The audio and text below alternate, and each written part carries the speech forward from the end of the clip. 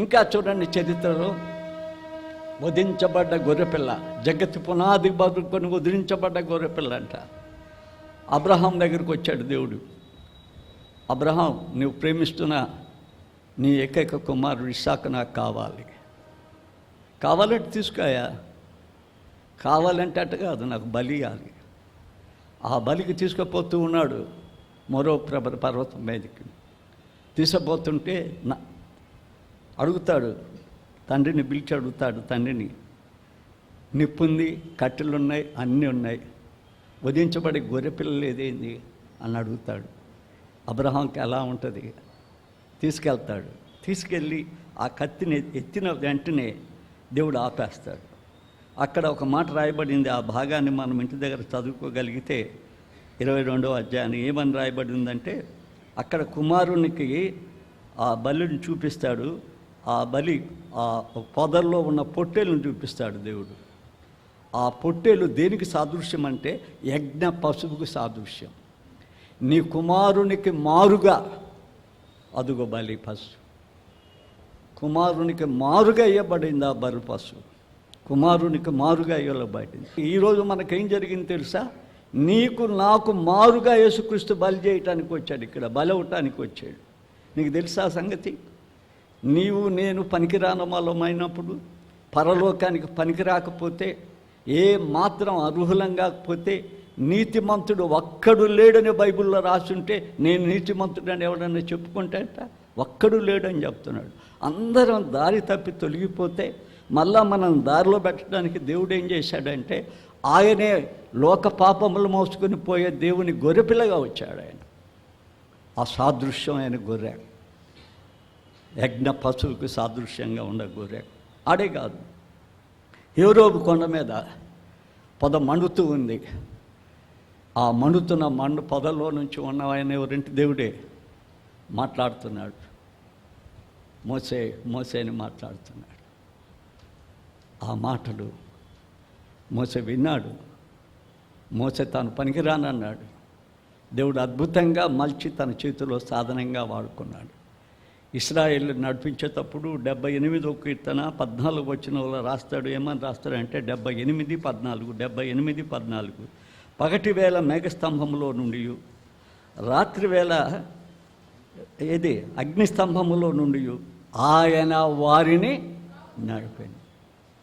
చూసారా? దేవుడే మేఘస్తంభంలో ఉంది, దేవుడే అగ్నిస్తంభంలో ఉంది, దేవుడే. ఆయన భూలోకానికి వస్తానే ఉన్నాడు, పోతానే ఉన్నాడు. ఆయన ఉండి వారిని నడిపించాడు. చూసారా? ఆ దేవుడు జగతి పునాది ముందు నుంచి భూలోకంలో నీ కోసం నా కోసం ఎంత త్యాగం చేశాడో ఎప్పుడన్నా మనం గమనించామా? ఇంకొకటి, బబులోన్లో తన నామం కోసం బిడ్డలు నిలబడ్డారు. షడ్రక్, మెషక్, అబేద్నెగోలు. ఒకవేళ మా దేవుడు రక్షించకపోయినా కూడా మేము తప్పకుండా ఈ అగ్నిలోనే పడతాం, కానీ నువ్వు పెట్టిన ఆ దేవతను పూజ చేయం. ఈనాడు ఎవరైనా వచ్చి, మేము ఒక పెద్ద వాళ్ళమండి, నేను ప్రైమ్ మినిస్టర్ అండి, మీ గుళ్ళో వచ్చి మాట్లాడాలంటే అందరు లేచి తమయమేమంటాం ఆయనకి. నో, ప్రైమ్ మినిస్టర్ కాదు, దేశ సంబంధమైనవాడు కాదు, ప్రభు దినము ఎవరు గుళ్ళో మాట్లాడటానికి లేదు. అన్నుడు విగ్రహారాధికుడు ఎవడొచ్చి మాట్లాడటానికి లేదు. దౌర్భాగ్యులమా? క్రీస్తు రక్తంతో కడగబడ్డది సైతాన్లమ్మా. ఇది ఆయన పరిశుద్ధ మందిరం, పరిశుద్ధ స్థలం, పరిశుద్ధ దినం. ఇది మనుషులకు తలవచ్చడమైంది, దేవుని అవమానపరచటం. మనుషులే దేవుని స్వరూపంలోకి వచ్చి అన్నీ చేస్తామంటే ఏంటి? సైతాన్లా? అధికార కాంక్ష సైతానికే కానీ దేవునికి లేదు. ఆయన ఎంత మంచిగా వచ్చాడు, మన దోషములను భరించడానికి వచ్చాడు ఆయన. అలాంటి దేవుడు ఈ షడ్రక్, అబేద్నెగోలు విన్నప్పుడు, వారు త్యాగం చేసినప్పుడు దేవుడు ఏం చేశాడో చూద్దామా? ఒక్కసారి దానియేలు గ్రంథం కొద్దామా? ఎంత మంచి మాటలు ఎక్కడ నీ కొరకు నా కొరకు రాయబడ్డాయో చూడండి.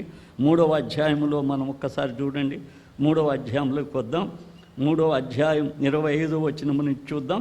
అందరు తీస్తారా? 3:25 దానియేలు గ్రంథంలో ఏం రాయబడిందో చూడండి. అందుకు రాజు, నేను 4 మనుషులను బంధకములు లేక అగ్నిలో సంచరించుట చూస్తున్నాను. ఎంతమందిని చూస్తున్నాడు? వేసింది ఎంతమందిని? ముగ్గురిని. నాలుగో వాడు దేవదూత అనుకుంటున్నాడు. వేసే సంచరించున్నాను, వారు హాని ఏమీ కలగలేదు. నాలుగవ వాని రూపం దేవదూతల రూపం పోలి ఉన్నది, వారికి ప్రత్యుత్తరం ఇచ్చెను. అంత నెబుకద్నెజర్ వేడిమి కలిగి మండుచున్న ఆ గుండం వాకిలి దగ్గరికి వచ్చి, షడ్రక్ మెషక్ అబెద్నెగోలను వారలారా, మహోన్నతుడు దేవుని సేవకులారా, బిడ్డలారా, ఈ మాట అనిపించుకుంటావా? దేవుని మందిరంలో ఉండి సాతాను సేవకులారా అనిపించుకుంటారా? ఆయన మందిరాన్ని పాడు చేస్తూ. మనం సాతాను సేవకులమా, దేవుని సేవకులమా? ఒక హిందూ, ఒక అన్య జనాంగుడు ఏమంటున్నాడు? ఒక పెద్ద రాజు ఏమంటున్నాడు? ఒక పెద్ద మహారాజు పిలిచినట్టు నిన్ను పిలవగలరు ఎవరన్నా? మహోన్నతులకు దేవుని సేవకులారా. నా ఇంట్లో ఉన్నప్పుడు పిలవగలరా? నా ఇల్లు నేను మాదిరిగా రకంగా ఉండగలగనా? దేవుని సేవకులారని పిలవగలరా? మహోన్నతుడైన దేవుని సేవకులారా, దేవుని సేవకులారా, బయటికి వచ్చిన ఎద్దుకు రండిని పిలువగా షడ్రక్ మెషక్ అబెద్నెగోలు అగ్నిలో నుండి బయటకు వచ్చిరి. సేనాధిపతియు సంస్థానాధిపతులు రాజు వద్ద ప్రధాన మంత్రులు కూడి వచ్చి ఆ మనుషులను పరీక్షించగా, వారి శరీరములకు అగ్ని ఏ హాని చేయకుండాటయు, వారి తల వెంట్రుకలలో ఒక్క గంటైనను కాలిపోకుండాటయు, వారి వస్త్రములలో చెడిపోకుండాటయు, అగ్ని వాసనైనా వారి దేహములకు తగలకుండాటయు చూచిరి. అప్పుడు నెబుకద్నెజర్ ఏం స్టేట్మెంట్ ఇస్తాడు? మన కుటుంబాలు, మన జీవితాలు, మన వ్యక్తిగతాలను గురించి అన్ని జనాంగాలు ఏమని సాక్ష్యం ఇస్తున్నాయి ఈ దినాల్లో? ఎప్పుడన్నా విన్నావా సాక్ష్యాలు?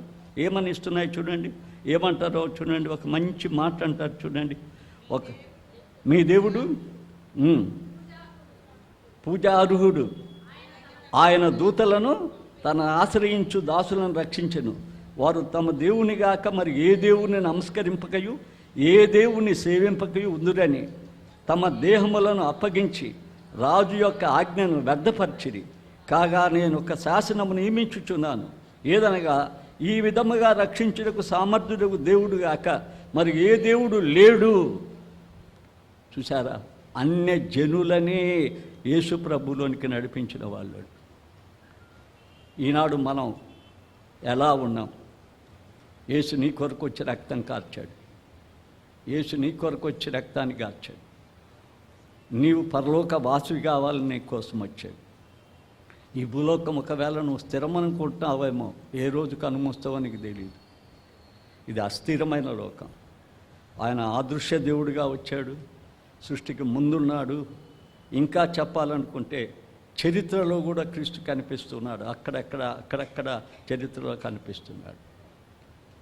ఇంకా ఆయన వంశావళి కూడా ఆ చరిత్రలోనే సృష్టించబడింది.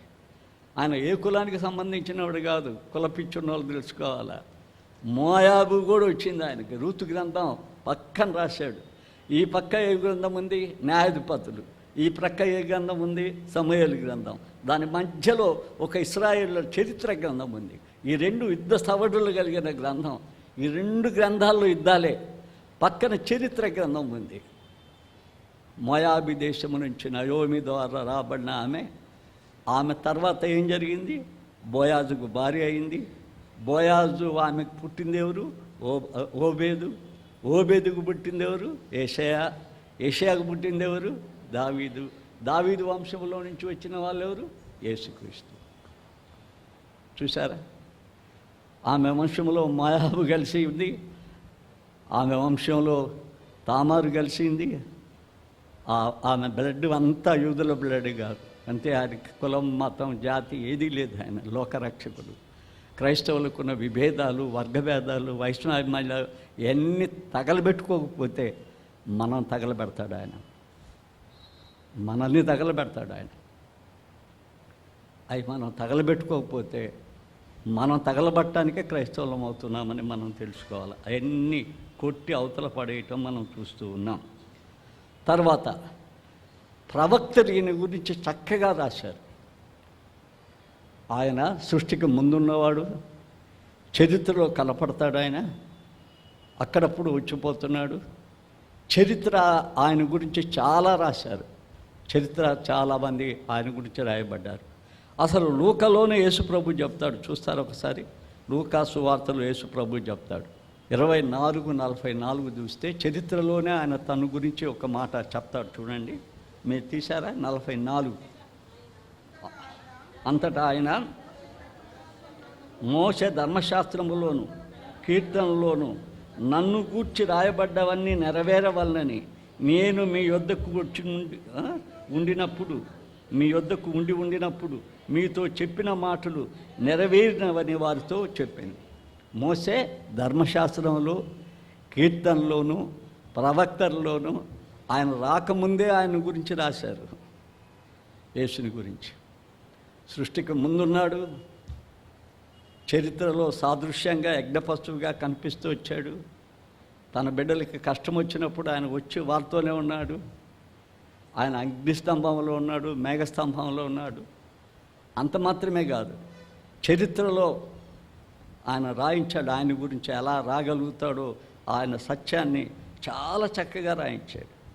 యోబు రాస్తాడు కదా, అబ్రహాం కాలంలో ఉన్న యోబు 19వ అధ్యాయం 25వ వచనంలో ఏమంటాడు చూడండి.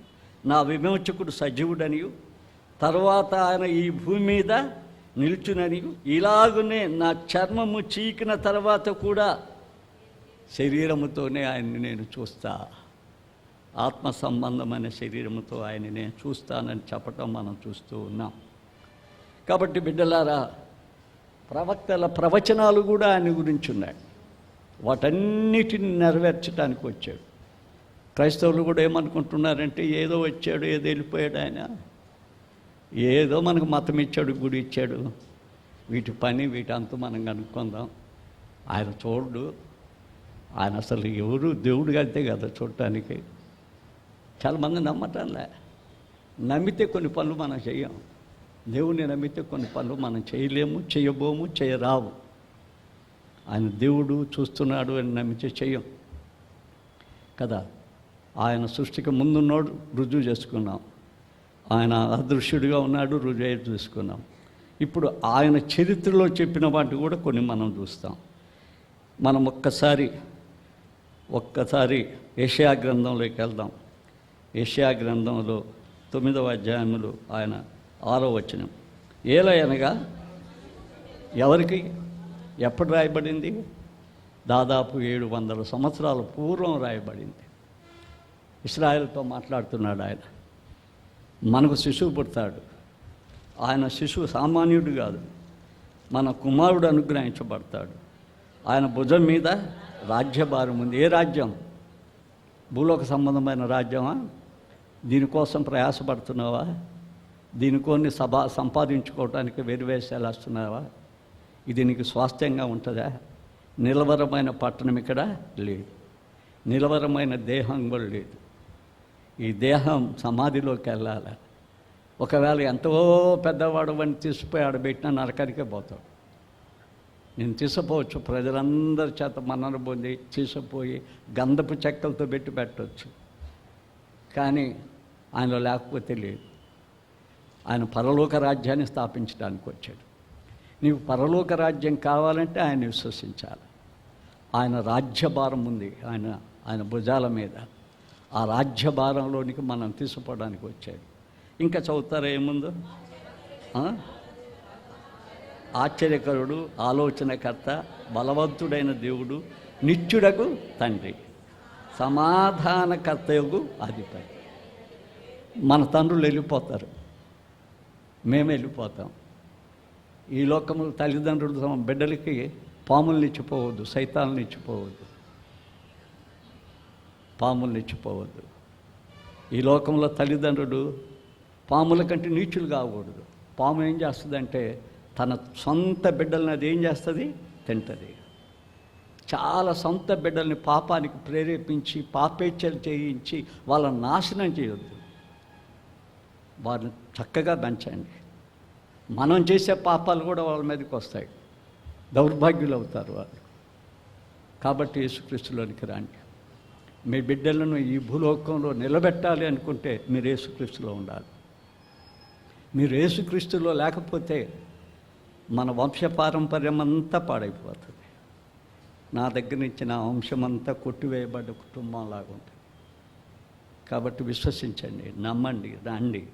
ఆయన పరలోక రాజ్యాన్ని స్థాపించడానికి వచ్చాడు. అదే యెషయా 53వ అధ్యాయం ఏమంటాడో తెలుసా? చాలా పెద్ద మాటలు రాస్తాడు అందులో.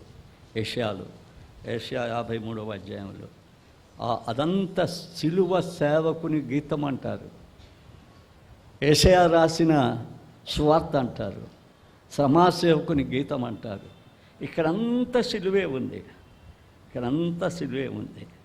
మన దోషములను బట్టి నలగొట్టబడ్డాడు, మన సమాధానమైన శిక్ష అతని మీద పడింది. అతడు పొందిన దెబ్బల చేత మనకేమొచ్చింది? అరే, ముక్కొంకర సరిపోతే పరలోకానికి పోవు, తలనొప్పి పోతే పోవు, గుండె బాగైతే కూడా పోవు.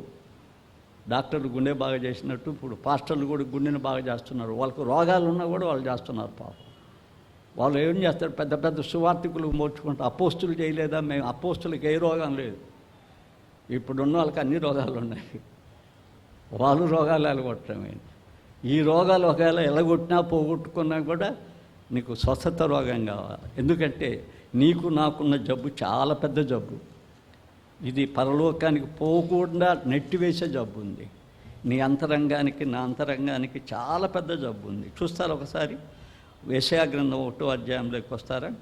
నిత్యము తిరుగుబాటు చేయుచు మీరేలా ఇంకా కొట్టబడదు. ప్రతివాడు నడినెత్తిన వ్యాధి కలిగి ఉన్నాడు, ప్రతివాని గుండె ఏమైపోయింది?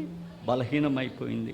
6 అరకాలు మొదలుకొని తల వరకు స్వస్థత కొంచెమైనను లేదు. ఎక్కడ చూచినా గాయములు, దెబ్బలు, పచ్చిపుండ్లు. అవి పిండబడలేదు, కట్టబడలేదు, తైలముతో మెత్తబడలేదు. నీ అంతరంగం నా అంతరంగాన్ని ఎత్తి చూపిస్తున్నాడు. దాన్ని స్వస్థ పొందటానికి జగ్గబెట్టి ఆయన మనను తను తానే అపరాధ పరిహాద బలి చేయగా మనకేమొచ్చింది? స్వస్థత వచ్చింది. బిడ్డ, ఈ దినం స్వీకరించు. నా కోసం ఆయన బలయ్యాడు, నా దోషాలను ఆయన భరించాడు. నాకు లోపల స్వస్థత ఉంది, బయట నా శరీరం ఏమైనా పర్వాలేదు. ఎలీషా రోగపీడితుడైన చచ్చిపోయినా పర్వాలేదు, నాకు పరలోక ప్రాప్తి లభిస్తుంది. అందుకే ప్రవక్తలు చాలా చక్కగా రాయటం మనం చూస్తున్నాం. ఎక్కువ మంది చూడడం, అందరు ప్రవక్తలు రాశారు, మనకు సమయం చాలదు. ఇంకొక జపన్యా దగ్గరికే వద్దాం. చాలామంది రాశారు కానీ ప్రవక్తలన్నీ అవి చెప్పడానికి సమయం చాలదు. వచ్చే వారం మనం అసలు శరీరధారి అయిన క్రీస్తు, రాబోయే క్రీస్తుని చూస్తాం. ఈ దినం ఈ 3తో ముగిస్తాం. జఫన్యాలో చూస్తారా? 15 వచ్చిన ఒకసారి చూడండి. 3:15లో ఏం రాశాడు? చాలా చక్కని మాట రాశాడు. తాను మీకు విధించిన శిక్షను యెహోవా కొట్టివేసి ఉన్నాడు. ఈ మాట ఎక్కడుంది? కొలసి పత్రిక 2:15లో, కొలసి 2:15 చూస్తారా? ఆయన మ్రాను మీద మన పాపములని రాసి చేరాతతో దాన్ని తుడిసివేసి దాన్ని కొట్టివేసి ఎత్తిపడేశాడంట. యేసు చేసిన పని కొలసీలకు రాసిన పత్రిక 2వ అధ్యాయము 15వ వచనం ఎప్పుడన్నా చూశారా మీరు? 2:15 కొలసీ పత్రిక చూడండి. 2:15 తీయండి. మీరు మృతులై ఉండగా దేవుడు రాతరూపకమైన ఆజ్ఞలను మన మీద రుణముగాను మనకు విరోధముగాను ఉన్న పత్రము మేకులతో సిలువగొట్టి దాని మీద చేరాతను తుడిసివేసి మనకు అడ్డము లేకుండా దాన్ని వెత్తివేశాడు. చూసారా?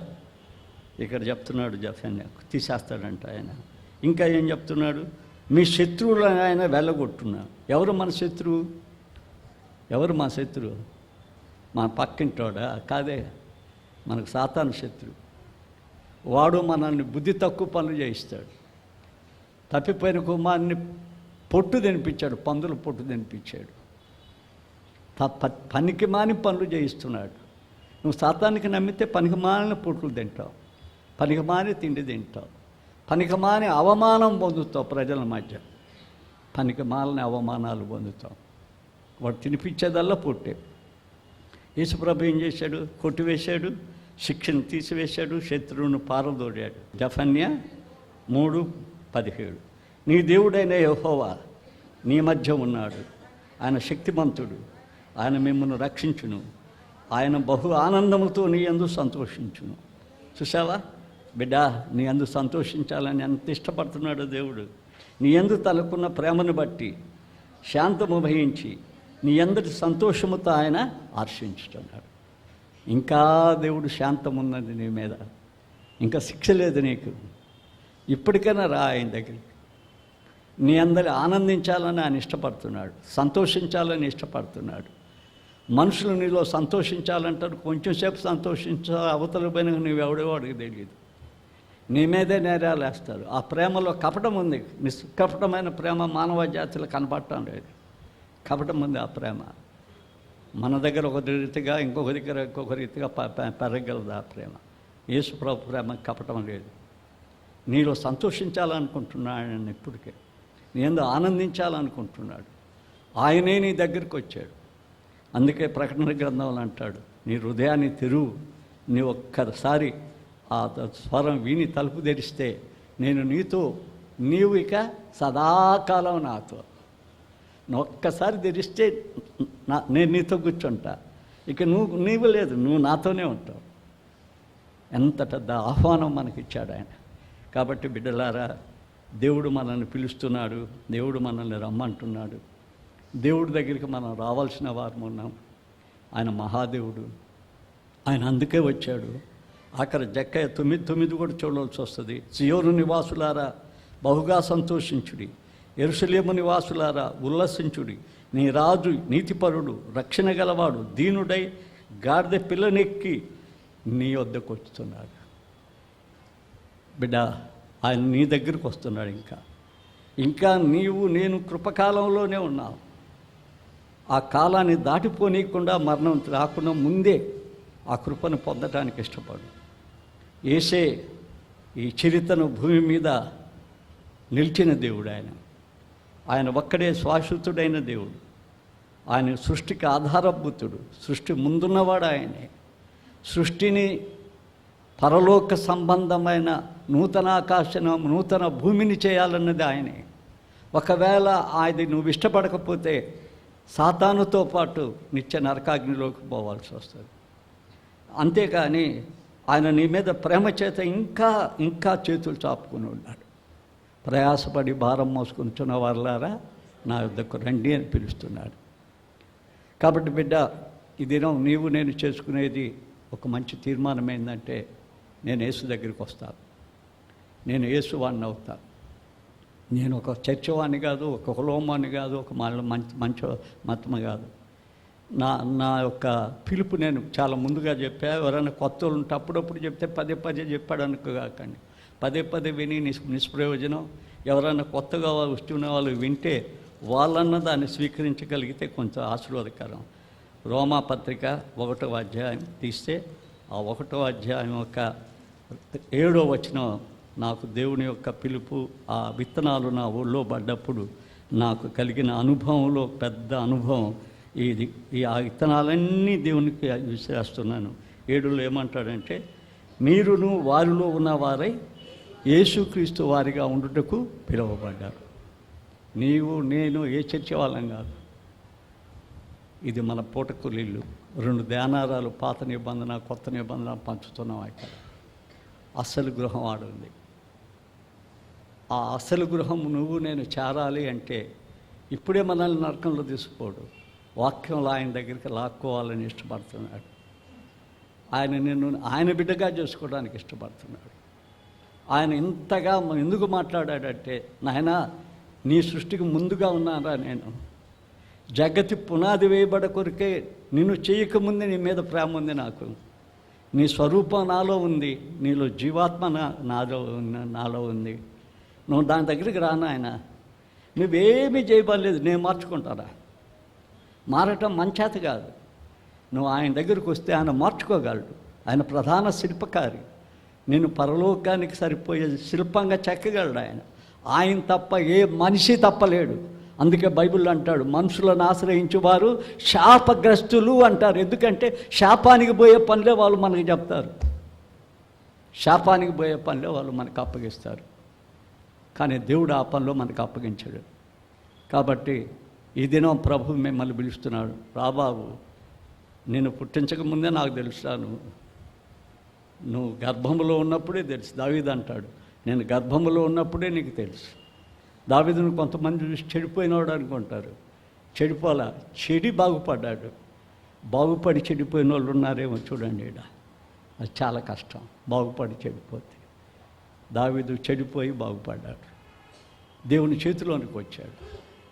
దేవుని చేతిలోకి వచ్చాడు. నీవు వస్తావా? యేసే నాకు కావాలి, యేసు ప్రభువే నాకు కావాలి. ఎవరొద్దు, ప్రభుదాస్ వద్దు, ఇంకోడొద్దు. ఎందుకంటే యేసు కావాలి నాకు. ఆయన ఒక్కడే నా కుటుంబానికి శాంతి ఇస్తాడు.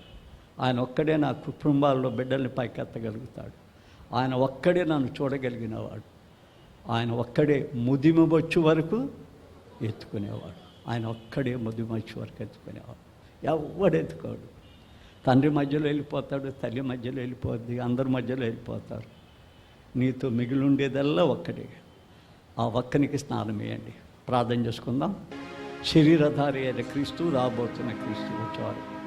తల వంచుదాం. ఒక్కసారి యేసు ప్రభువులోకి రా బిడ్డ. ఎంత ఘోరపాపినైనా ఆయన చేర్చుకుంటాడు. ఆయన వదిలిపెట్టాడు. నీవు ఆయన దగ్గరికి రావాలనే వాక్యంలో గద్దిస్తున్నాడు. మన మీటింగ్కి వచ్చిన దైవజనుడు కూడా చెప్పాడు, ఆయన మీ హృదయాల్లోకి బాణాలు వేస్తాడు. ఎందుకు హృదయంలోకి బాణాలు వేస్తాడంటే మిమ్మల్ని శిక్షించడానికి కాదు, మిమ్మల్ని తన దగ్గరికి తెచ్చుకోవడానికి, తన బిడ్డలని చేసుకోవడానికి ఆయన ఇష్టపడుతున్నాడు. మీరు ఆయన బిడ్డలు కావాలా, అదే ఆయనకి సంతోషం. చెప్పే మాకు కూడా సంతోషం, అది మీరు చనిపోవాలని కాదు, మీరు యేసు దగ్గరికి వచ్చి వర్ధిల్లాలి, మీ కుటుంబాలని ఆశించే వాళ్ళని. నేను పరిశుద్ధుడా, నీ పాదాలకి ఎంతో వందనాలు. బిడ్డలు యేసుతో అంటుగట్టబడి బహుగా ఫలించాలని మా ఆశ. ఒక్క కుటుంబం కూడా యేసుకు దూరంగా ఉండకుండా తీసుకురండి తండ్రి. ఈ లోక ఆశలు గతిస్తాయి, ఈ లోక కోరికలు గుర్తిస్తాయి. నిలువరమ లేదు, ఒక్కటి లేదు ఈ లోకంలో తండ్రి. నీవు మా ప్రభా నీ స్వరూపంలో మమ్మల్ని చేసావు, నీ పోలికలో చేసావు. నీ స్వరూపం పోలిక మేము పోగొట్టుకోనకుండా, అబద్ధ జనకుని బిడ్డలం కాకుండా సత్య స్వరూపి అయిన దేవుని బిడ్డలుగా నీ పాదాల దగ్గరికి రాగలుగుటకు కృప చూపండి. చిన్న బిడ్డల్ని మీరు దీవించి ఆశీర్వదించమని నీ వాక్యం ప్రభా తెరవబడిన వారి హృదయాలలో నాటబడి యేసు వారిగా అవటానికి, యేసు యొక్క బిడ్డలు అవటానికి కృప చూపించమని, నీవు చేసిన గొప్ప యాగాన్ని, బలిని నిరర్ధపరచక, దాన్ని గురించి విచారించక తండ్రి చేర్చుకొనటానికి, వారి హృదయాలు ఒక బలియాగం అవటానికి కృప చూపమని క్రీస్తు పేర వేడుకొనుచున్నాము తండ్రి. ఆమేన్.